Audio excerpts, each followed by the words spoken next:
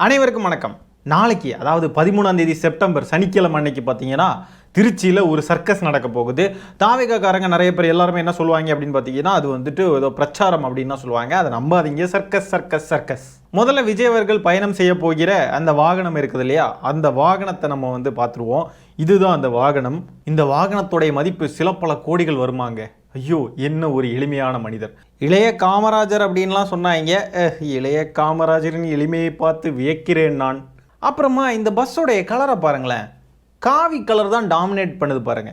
ஏதோ தாவேக்கா கட்சி அந்த கொடியோடைய கலர்னாங்க, மஞ்சள் கலர் பெருசாக இருக்கிற மாதிரி தெரில, ஃபுல்லாக காவி கலராக இருக்குதே. தான் ஒரு சங்கிதான் அப்படின்றத அங்கங்கே வந்து காட்டிக்கிட்டு இருக்காப்புல விஜய் அவர்கள். அப்புறமா விஜய் அவர்களுடைய ரசிகர்கள் அந்த பஸ்ஸில் ஏறிடக்கூடாது இல்லையா, ஏற்கனவே இந்த மிருதன் படத்தில் வர மாதிரி ஏறி ஏறி போனானுங்க தெரியுமா, நான் மனிதனல்ல அந்த பாட்டில் சாம்பீஸ்லாம் ஏறுவானுங்கள்ல, அந்த மாதிரி இவனுங்கள்லாம் ஏறி ஏறி இதுக்கு முன்னாடி போன வண்டியிலலாம் ஏறினானுங்க. அந்த மாதிரி ஏறிடக்கூடாது அப்படின்றதுக்காக பிரத்யேகமாக தடுப்பெல்லாம் வந்து கட்டியிருக்காங்க இந்த வண்டியில். இந்த புகைப்படத்தை பாருங்களேன். மேலே வந்து இந்த WWE அந்த இதிலெல்லாம் வந்து கேஜ் மாதிரிலாம் கட்டுவாங்க, அந்த குத்து சண்டை அந்த இதில் ரெஸ்லிங்கில். அதில் வந்து கேஜ் கட்டி அதில் மேலே இருந்து குதிப்பாங்க. அதை விட்டு மேலே யார் போகிறாங்களோ அதில் வின்னர் என்னெல்லாமும் உண்டு. அதை பற்றி நமக்கு பெருசாக தெரில. அதில் பார்த்தீங்கன்னா வர்ற மாதிரி இந்த கேஜ் கட்டி வச்ச மாதிரி இருக்குங்க. எவனும் மேலே ஏறிடக்கூடாதுன்னு. அது மாதிரி பஸ்ஸை சுற்றி பார்த்தீங்கன்னா அந்த கால் வச்சு ஏறுற மாதிரி அந்த மாதிரிலாம் எதுவும் இருக்காது. அப்படியே முழுக்குன்னு இருக்கும் அந்த பஸ்ஸு.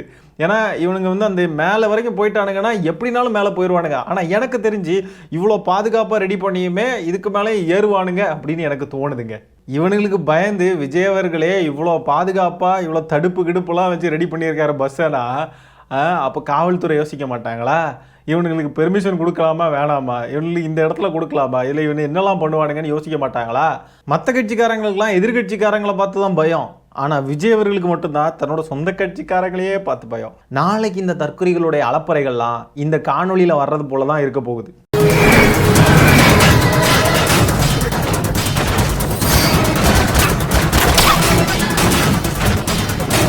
ஒரு பஸ்ஸையும் எடுத்துக்கிட்டு கிளம்ப போகிறாரு. ஏற்கனவே ஒருத்தர் சுற்றிக்கிட்டு இருக்காரு ஊர் ஊரா. அவரு போகிற ரோடெல்லாம் காலியாக இருக்குது. ஆனால் இவருக்கு அப்படி இருக்காது. இவருக்கு இந்த சீன் மாதிரி தான் இருக்கும். பஸ்ஸுக்கு மேலெல்லாம் ஏறி நின்று ஆட போகிறானே, என்னெல்லாம் நடக்க போகுதோ தெரில. அப்படியே நம்மளான்னு இருக்கு. ஸ்டார்டிங்கில் பார்த்தீங்களா, வாடா சீக்கிரம் வாடா அப்படின்ற மாதிரி தான் நம்ம இங்கே வெறி கொண்டு வெயிட் பண்ணிக்கிட்டு இருக்கோம். இப்படி ஒரு கட்சியை எங்கேயாவது பார்த்ததுண்டா? இப்படி ஒரு தலைவனை எங்கேயாவது பார்த்ததுண்டா? தொண்டர்கள்கிட்ட இருந்து பயந்து போய் கேஜெல்லாம் ரெடி பண்ணி அதுக்கு தனியாக தடுப்பெல்லாம் வச்சு ஐயோ ரொம்ப பாவங்க. ஆனால் தாவேக்கா தலைவர். அடுத்ததாக பார்த்தீங்கன்னா நாளைக்கு இந்த நடக்க போகிற இந்த சர்க்கஸுக்கு விஜய் அவர்கள் இன்னைக்கு ஒரு அறிக்கை விட்டுருக்காருங்க. அந்த அறிக்கையில் வழக்கம் போல் கிடந்து புலம்பி ஒப்பாரி வச்சு 2 பக்கத்துக்கு பெருசாக குட்டி குட்டியாக டைப் பண்ணி பெருசாக என்னெல்லாமோ போட்டு வச்சுருக்காருங்க. இங்கே பாருங்கள், பொய்யான வாக்குறுதிகளை தந்து மக்களை ஏமாற்றிக்கிட்டு இருக்கு திமுக. அது மக்கள் நம்பிக்கை இழந்துட்டாங்க. வேணுன்ற தோல்மை பாரபட்சம் தமிழ்நாட்டுக்கு வந்து தாவேக்கா தான் வேணும். வாகை சூடும் வரலாறு திரும்புது. நாளைக்கு வந்து இது நடக்க போகுது. திருச்சியில் இந்த இடத்துல இது நடக்குது. குடும்ப உறவுகளை நான் உங்களை சந்திக்கிறதுக்காகவே நான் வந்து மாநாட்டுக்கு வரேன். அண்ணல் அம்பேத்கர், வேலு நாச்சியார், காமராஜர், தந்தை பெரியார் இவங்களெல்லாம் வச்சு அவங்களுடைய வழியில் வந்து மக்களிடம் செல் என்று பேரறிஞர் அண்ணா அவர்கள் வந்து சொன்னாங்க. அதன்படி வந்து நான் வந்து இது பண்ண போகிறேன், வரப்போகிறேன். அடுத்த லைன் தான் ரொம்ப முக்கியம். ஒரு அரசியல் கட்சியின் தலைவராக நாம் ஜனநாயக முறையில் மக்களை சந்திக்க விளைகிறோம். இந்நிலையில் தமிழ்நாட்டு அரசியலிலேயே இதுவரைக்கும் யாருக்குமே இல்லாத வகையில், எந்த அரசியல் தலைவருக்கும் செய்யாத ஒரு வகையில் மக்கள் சந்திப்பு சார்ந்த பாதுகாப்பு நிபந்தனைகளை நம் கழகத்தின் மீது மட்டும் காவல்துறை விதித்துள்ளது அப்படின்னு போட்டிருக்காருங்க. அதாவது இந்த நிபந்தனைகள் எங்களுக்கு மட்டும்தான் போடுறாங்க, எங்களை ரொம்ப கஷ்டப்படுத்துகிறாங்க அப்படின்னு சொல்லி அந்த நிபந்தனைகளை வந்து பார்த்து கோவப்படுறாப்புல. இதுக்கு நம்ம மறுப்பு தெரிவிக்கிற மாதிரி நம்ம வந்து ரிப்ளையும் கொடுத்தாச்சு. ஏன்னா எல்லாருக்குமே இதே மாதிரி நிபந்தனைகள் உண்டு அப்படின்றத நம்ம இதுக்கு முன்னாடி ஒரு காணொலியில் நம்ம தெரிவிச்சிருப்போம். ஆனால் பாருங்கள், இப்படி சொல்கிறாரா, இந்த நிபந்தனைகளை பார்த்து இவருக்கு வந்து கோபம் வருது, இது தேவையில்லாதது அப்படின்ற மாதிரி தான் இந்த வரியில் இருக்குது. அடுத்தது பாருங்கள், இப்படி பாதுகாப்பு சார்ந்த நமது பொறுப்பை தட்டி கழிக்காமல் அரசியல் நிலைப்பாடுகளை கடந்து தார்மீக கடமையோடு நமது கழக தோழர்களுக்கும் பொதுமக்களுக்கும் பாதுகாப்பு வழங்குவதை இந்த அரசும் காவல்துறையை வழிநடத்தும் தமிழ்நாட்டு முதலமைச்சரும் உறுதி செய்ய வேண்டும் அப்படின்னு போட்டிருக்காப்புல. அப்படியே அடுத்தது பார்த்தீங்கன்னா, காவல்துறைக்கு உறுதுணையாக நமது தோழர்கள்லாம் இருக்கணும். காவல்துறை அளித்துள்ள இந்த வழிமுறைகளை கடமை, கண்ணியம் மற்றும் இராணுவ கட்டுப்பாடுடன் பின்பற்றி நிகழ்ச்சி ஏற்பாட்டாளர்களை வந்து அவங்களுக்கு உறுதுணையாக இருக்கணும் அப்படி இப்படின்னு சொல்லிலாம் வந்து கேட்டிருக்காருங்க. என்னங்க இது மாற்றி மாற்றி பேசுகிறாரு? காவல்துறை அளிச்சிருக்கிற இந்த நிபந்தனைகள்லாம் முகாந்திரம் அற்றவை அப்படின்னு சொல்கிறாப்புல, அப்படி தானே மீன் பண்ணுறாரு? அப்படி முகாந்திரம் அற்றவை அப்படின்னா எதுக்காக கழக தொண்டர்கள் இவங்கெல்லாம் வந்து அதுக்கு ஒத்துழைப்பு கொடுக்கணும் அப்படின்னு சொல்லி இவரே கேட்டுக்கிறாரு. எதுக்காக ஒத்துழைப்பு கொடுக்கணும்? இல்லை புரியலை. ஏதாவது ஒரு பக்கமாக நிற்கணும்ல. ஒன்று இதை வந்து நான் வந்து ஏற்றுக்க மாட்டேன், இந்த நிபந்தனைகள்லாம் எங்களுக்கு வந்து ரொம்ப தப்பான நிபந்தனைகளாக இருக்குது அப்படின்னு சொல்லணும். அப்படி கிடையாது. எல்லா நிபந்தனைகளுமே நியாயமான கண்டிஷன் தான், எல்லாமே நியாயமான நிபந்தனைகள் தான். அதை பார்த்துக்கிட்டு இது வந்து எங்களுக்கு வந்து காவல்துறை யாருக்குமே போடாத நிபந்தனைகள்னு ஒரு உருட்டு வேற உருட்டி வச்சிருக்காப்புல. அப்படி அதுதான் உண்மை அப்படின்னா இல்லை இதெல்லாம் ஒத்துழைக்க கூடாது அப்படின்னு தான் சொல்லணும். ஒத்துழைங்க அப்படின்னா அப்போ இந்த நிபந்தனைகள்லாம் சரியான நிபந்தனைகள் தானே. ஏதாவது ஒரு பக்கம் இருக்கணும். சும்மா வந்து இப்படி கபட நாடகம் ஆடிக்கிட்டு இருக்கக்கூடாது. இவர் கட்சிக்காரங்களும் எல்லா இடத்துலையும் கபட நாடகம் ஆடிக்கிட்டு நம்ம முதலமைச்சரையும் திமுகவையும் பார்த்து நம்ம கபட நாடகம் ஆடிக்கிட்டு இருக்கோம்னு சொல்லுவாராமா. மக்களுக்கு எந்த தொந்தரவும் இருக்கக்கூடாது, மக்கள் பாதுகாப்பாக இருக்கணும் அப்படின்றது தான் காவல்துறை விதித்த அந்த 23 நிபந்தனைகளுமே. அதை ஃபாலோ பண்ணி தான் ஆகணும். அதில் எந்த தவறான நிபந்தனைகளும் கிடையாது. நீங்கள் போய் பொது சொத்தை சேதப்படுத்துவீங்க, நீங்கள் வந்து வண்டிக்கு மேலே ஏறி அவன் போய் விழுவான், ஹெல்மெட் போட மாட்டான், பார்க்கிங் பண்ணுறது இது பண்ணுற பிரச்சனை, இப்படி எல்லாத்துலேயுமே நீங்கள் வந்து பிரச்சனை கொடுப்பீங்கன்னு தெரிஞ்சு தான் அதுக்கேற்ற மாதிரி தான் நிபந்தனைகள் போட்டிருக்காங்க. இது வந்து உங்களுக்கு கஷ்டமாக இருக்குது அப்படின்னு நீங்கள் நினைக்கிறீங்கன்னா அப்போ எதுக்காக தொண்டர்களை ஒத்துழைக்க சொல்கிறீங்க? எதுக்கு இப்படி டபுள் ஸ்டாண்டர்ட்ஸ் எடுத்து நிற்கிறீங்க? இந்த பஸ்ஸில் கலைஞர் ஃபோட்டோ, ஜெயலலிதா ஃபோட்டோ மட்டும்தான் மிஸ்ஸிங். மீதி எல்லாருடைய ஃபோட்டோவும் இருக்குது. தந்தை பெரியார், அண்ணல் அம்பேத்கர், காமராஜர், அவங்க இவங்கன்னு ஆரம்பித்து அண்ணா, எம்ஜிஆர் எல்லாரோடைய ஃபோட்டோவும் இருக்குது. இது பார்க்குறதுக்குங்க அதிமுகவுக்கு ஓட்டு கேட்க போகிற மாதிரியே இருக்குங்க. திமுகவுடைய தலைவர்களும் இருக்காங்க, தந்தை பெரியார், அண்ணாலாம் இருக்காங்க. ஆனால் நல்லா பாருங்களேன், அதிமுக தான் அண்ணா, பெரியார், எம்ஜிஆர் இவங்களெல்லாம் ஃபோட்டோவாக வச்சுக்கிட்டு போவாங்க. இவர் கலைஞர் அவர்கள் ஜெயலலிதாவை தவிர்த்து மீதி எல்லாரையும் ஒட்டி வச்சுக்கிட்டு போறாருங்க. பேரறிஞர் அண்ணா சொன்ன மாதிரி மக்களிடம் செல் அப்படின்றத வச்சு தான் இவர் வந்து இந்த மாதிரி மக்கள்கிட்ட வராராமா. மக்கள்கிட்ட செல்லுன்னு பேரறிஞர் அண்ணா அவர்கள் சொன்னாங்க. 10 நிமிஷம் 15 நிமிஷம் செல்றதுக்கு சொல்லலை. அதுவும் தரையில் இறங்கி மக்கள் கூட பயணிக்கணும், மக்களை தொட்டு மக்கள்கிட்ட பேசணும், மக்கள் என்ன பேசுகிறாங்க, மக்களுடைய மனநிலை என்னன்றதை தெரிஞ்சுக்கணும். இவரை பார்க்குறதுக்கு மக்கள் பொதுமக்கள் வருவாங்க அப்படின்லாம் எனக்கு தோணலை. எல்லாம் அணில்கள். விஜயை பார்க்கணும், விஜயை வந்து பார்த்து அப்படியே பக்கத்தில் நின்று ஒரு வீடியோட வீடியோட அப்படின்றதுக்காக தான் வருவாங்க. முக்கால்வாசி பேர் அப்படி தான் வருவாங்கன்னு நினைக்கிறேன். பொதுமக்கள் கொஞ்சம் பேர் வர வாய்ப்புகள் இருக்குது, அவ்வளோதான். நீங்கள் இப்படி மக்கள்கிட்ட செல்றதுக்கு செல்லாமலே இருக்கலாம், பனையூருக்குள்ளேயே போய் படுத்து தூங்கலாம். இந்த அறிக்கையில் மக்களின் மனமறிந்து அரசியல் களம் காணும் தமிழக வெற்றி கழகம் மக்களுக்காக மனசாட்சி உள்ள மக்களாட்சியை அமைக்கும் உன்னத லட்சிய நோக்குடன் களமாடி வருகிறது அப்படி இப்படின்னு சொல்லி போட்டிருக்காருங்க. மக்கள்கிட்டே இன்னும் போகலை, அதுக்குள்ளே எப்படி மக்களுடைய மனமறிந்து அப்படின்லாம் போடுறாரு? மக்களுடைய மனதை இவர் எப்படி அறிந்தார்? எதை வச்சு அறிந்தார்? ரோட்டில் இறங்கி இது வரைக்கும் வந்ததே கிடையாது. 2 மாநாடு, ஒரே ஒரு போராட்டம், வேற எதுவுமே இவர் வந்து பண்ணது கிடையாது. பொதுமக்களை இவர் சந்திச்சதே கிடையாது. எங்கேருந்து இவர் மக்களுடைய மனதை வந்து இவர் அறிந்தார்? சோசியல் மீடியாவில் இந்த அணில்கள் பண்ணக்கூடிய அலப்பறைகள், அவனுங்க போடக்கூடிய ட்வீட்டுகளை தான் இவர் வந்து மக்கள் அடையாளப்படுத்துகிறாரோ? ஐயோ, அவங்க மக்கள் இல்லை விஜய் அவர்களே. பொதுமக்கள் வந்துட்டு அணில்கள் கிடையாது. அணில்களை பார்த்து நீங்கள் மக்கள்னு நினச்சிங்கன்னா அதுக்கு யார் என்ன பண்ண முடியும்? மக்களை எங்கேயுமே சந்திக்கலை, ஆனால் மக்களுடைய மனமறிந்தான். மக்களுடைய மனமறிந்து இவர் வந்து தமிழக வெற்றி கழகம் வந்து களம் காணுது, அரசியல் களம். அப்போது நாளைக்கு கூட பாருங்கள், நாளைக்கு கூட வந்துட்டு ரோட்லலாம் இறங்கவே மாட்டார். அப்படியே பஸ்ஸில் நின்னே பேசிக்கிட்டே போகிறதுக்கு தான் நிறைய சான்சஸ் இருக்குது. மக்கள் பக்கத்தில் கூட போவாரா அப்படின்றதெல்லாம் தெரியாது.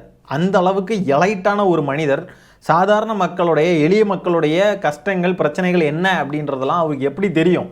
இதை கூட அவரால் பண்ண முடியாது. ஏன்னா கேட்டால் சொல்லுவாங்க, அவர் மக்கள்கிட்ட வந்தால் வேறு ஏதாவது பிரச்சனை ஆயிரும் அப்படின்னு உருட்டுன்னு உருட்டி அழுன்னு அழுவானுங்க. ஆனால் ஆக்சுவலாக பார்த்தீங்கன்னா இதை கூட பண்ண முடியாதுன்னா அப்புறம் எதுக்கு அரசியலுக்கு வரணும்? பொதுமக்கள் கிட்ட போய் பேச முடியாது, அவங்க கிட்ட போய் உரையாட முடியாதுன்னா எதுக்கு அரசியலுக்கு வரணும்? இதில் இவர் வந்து மக்களுடைய மனதை வந்து அறிந்து இவர் வந்து செயல்படுறாராமா. எப்படி பனையூருக்குள்ள வீட்டுக்குள்ளே இருந்து ஃபோனில் 4 போஸ்ட்டை பார்த்ததும் அதுதான் மக்களுடைய மனம் அறிந்ததா?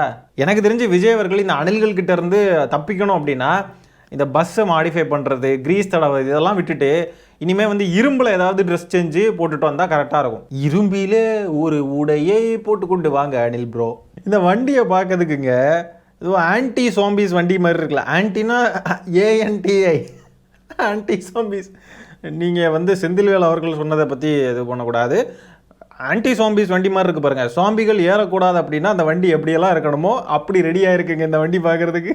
மேலெல்லாம் கேஜ் போட்டு சைடில் எல்லாம் அப்படியே வலுவலுன்னு எந்த ஒரு கால் வைக்கிறது கூட ஒரு கேப் இல்லாமல் எந்த அளவுக்கு இருக்கு பாருங்களேன் வண்டி. அதே மாதிரி பாருங்க, வாகன பின்தொடர்வு பட்டாசு வெடிப்பை தவிர்க்கணுமா தாவிக சைட்ல இருந்து சொல்லியிருக்காங்க. கர்ப்பிணிகள், குழந்தைகள், முதியோர் நேரலையில் பார்க்கணுமா, வர வேண்டாமா, போக்குவரத்து அண்ட் ஆம்புலன்ஸ் தடையின்றி இருக்கிறதுக்கு வந்து ஹெல்ப் பண்ணுங்க அப்படின்றாங்க. அப்புறம் காவல்துறையுடைய விதிகளை வந்து பின்பற்றணும், நிகழ்ச்சி முடிந்தவுடன் அமைதியாக கலைந்து செல்லணுமா, அதேமாதிரி மரங்களில் ஏறக்கூடாது, மரங்கள்ல இருந்து தாவக்கூடாது அப்படின்லாம் தாவைக்கா சைட்ல இருந்து அறிவுறுத்தல் வந்திருக்குங்க. இது ஏதாவது நடக்கும்னு நினைக்கிறீங்க? இந்த கர்ப்பிணி பெண்கள் வரக்கூடாது, வீட்டில இருந்தே பாருங்க அப்படின்லாம் சொல்றதெல்லாம் யாராவது கேட்பாங்களா? அன்னைக்கெல்லாம் மாநாட்டுக்கு பார்த்தீங்கன்னா ஒரு பெண்மணி கையில் ஒரு குழந்தைய வச்சுட்டு கர்ப்பிணியாக வேற இருக்காங்க. அவங்க அழுறாங்க, எனக்கு என்னென்ன பார்க்கணும் அப்படின்லாம் அழுதுகிட்டு ஒரு பஸ்லேயோ வேன்லேயோ வராங்க. எதுக்கு இந்த மாதிரிலாம் வர்றோம்? பட்டாசு வெடிக்கக்கூடாதுன்னு சொல்லியிருக்காரு, இவனுங்க கேட்பானுங்களா? கேட்க மாட்டானுங்க. விஜய் அவர்கள் சொல்கிறப்போவே என்ன சொல்கிறாரு பாருங்க, காவல்துறை நமக்கு யாருக்குமே விதிக்காத ஒரு இதெல்லாம் நமக்கு வந்து விதிச்சிருக்காங்க, இதெல்லாம் விதிச்சிருக்க கூடாது, இருந்தாலும் சரி விதிச்சிட்டாங்க, நம்ம இதெல்லாம் ஃபாலோ பண்ணுங்க தோழர்களே அப்படின்னு சும்மா உப்புக்கு சப்பானி மாதிரி சொல்லிக்கிட்டு போகிறாரு. அப்போ இந்த தொண்டர்களுக்கு, அவனுங்களும் ஃபுல்லாக தற்குறிகள், அவனுங்களை வந்து தொண்டர்கள்னே அடையாளப்படுத்தக்கூடாது. இந்த தற்குறிகளுக்கு அதை பார்த்தா எப்படி இருக்கும்?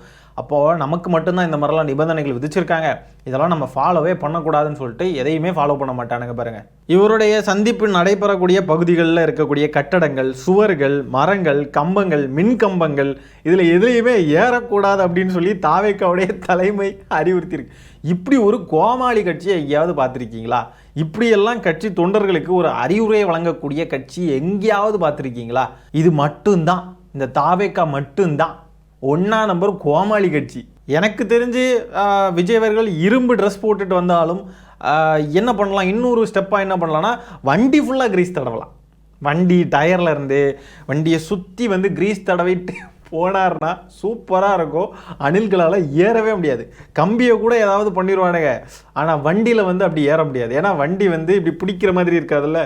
கம்பியை கூட வந்து சட்டையை கழட்டி போட்டு இது பண்ணிடலாம். ஆனால் இந்த இவ்வளோ பெரிய வண்டியை வந்து சட்டையை கழட்டி போட்டு துடைக்கணும் அப்படின்னு சொன்னால், கிரீஸ் எல்லாம் துடைக்கணும்னா அவங்களுக்கு சட்டை பத்தாது. கிரீஸ் தடவுறதுக்குனே ஒரு 10 பேரை சுற்றி ஓட விட்டுக்கிட்டே இருக்கணும், வண்டியை சுற்றி. சூப்பராக இருக்கும்.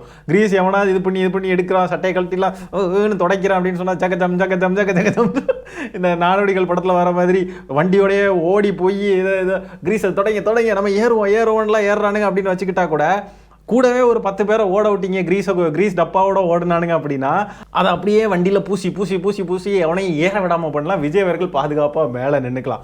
அது போக டிரைவர் கிட்ட தெளிவாக சொல்லுங்கள், எங்கேயாவது மரம் இருக்குது, இல்லை போஸ்ட்டு கரண்ட் கம்பி ஏதாவதுலாம் இருக்குன்னா அது பக்கத்தில் ஓட்டிடக்கூடாது அப்படின்லாம் டிரைவர் கிட்ட எச்சரிக்கையாக சொல்லி வச்சுக்கோங்க. ஏன்னா அப்படி ஓட்டுனாக்க எங்கேருந்து பாய்வானுங்கன்னு தெரியாது. அதனால் இந்த விஷயங்கள் எல்லாம் இவ்வளோ பாதுகாப்பாக இருக்கணும். நல்லா கேட்டுக்கோங்க, கிரீஸ் டப்பாவோட 10 பேர் ஓடணும், அது மாதிரி மரங்கள் பக்கத்தில் வண்டி போகக்கூடாது. உலகத்திலேயே இப்படி ஒரு கட்சி எங்கேயுமே பார்க்க முடியாது. அகில உலகத்தில் நாளைக்கு என்னெல்லாம் நடக்க போகுதோ பார்ப்போம். இந்த சீனை மட்டும் யோசிச்சு பாருங்களேன். விஜய் அவர்கள் இரும்பால செஞ்ச ஏதோ ஒரு ட்ரெஸ்ஸை வந்து போர்த்திக்கிட்டு வந்து நிற்கிறார், உடம்பு ஃபுல்லாக. அது மாதிரி வண்டியை சுற்றி 10 பேர் கிரீஸ் டப்பாவோட ஓடிக்கிட்டு இருந்தானுங்கண்ணா, இந்த சீனை யோசிச்சு பாருங்களேன். நாளைக்கு அப்படி ஒரு கண்டென்ட் யாருமே கொடுத்துருக்க முடியாது. அப்படி ஒரு தரமான சம்பவமாக இருக்கும். இப்படி ஒரு கன்றாவியான கட்சியை எங்கேயாவது பார்த்ததுண்டா யுவர் ஆர்டர்? நாளைக்கு என்னெல்லாம் நடக்க போகுதோ, நாளைக்கு பார்ப்போம் என்னெல்லாம் பண்ணுறாங்க அப்படின்ட்டு. கண்டிப்பாக தரமான கண்டென்ட் இருக்கும். ஸோ இந்த காணொலியை நான் இதோட என் பண்ணிக்கிறேன் மக்களே. நன்றி, வணக்கம்.